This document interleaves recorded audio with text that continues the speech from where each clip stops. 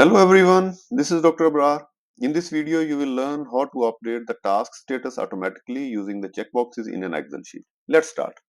So let's suppose we have a different column. In the first column, we have a number of tasks. We have 1 till 20, and in second, we have a different task.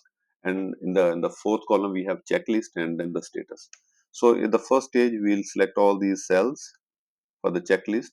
We'll go to insert and we will click on checkbox. So we got the checkbox. Next is we need to update the status. So if we'll click this checklist, so the status should be automatically updated, either it's a completed or pending and whatsoever. So here we will use the formula of the if this cell is equal to true, then we will put the value, it's complete, let's suppose, otherwise pending. Let's suppose we got the status now.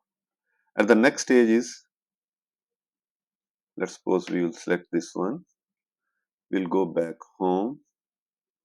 We'll go conditional formatting. Go to the new rule. And what will be the new rule? We will take this format only cell that contain is equal to complete. Okay, then we'll go for the format.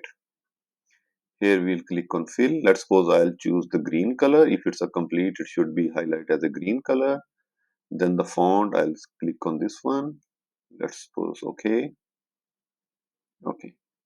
Now, once I'll click on any checkbooks, it will shows like a complete. It will be green and it will be crossed. And if it's a pending, again we can apply a new rule if you want. Thank you for watching.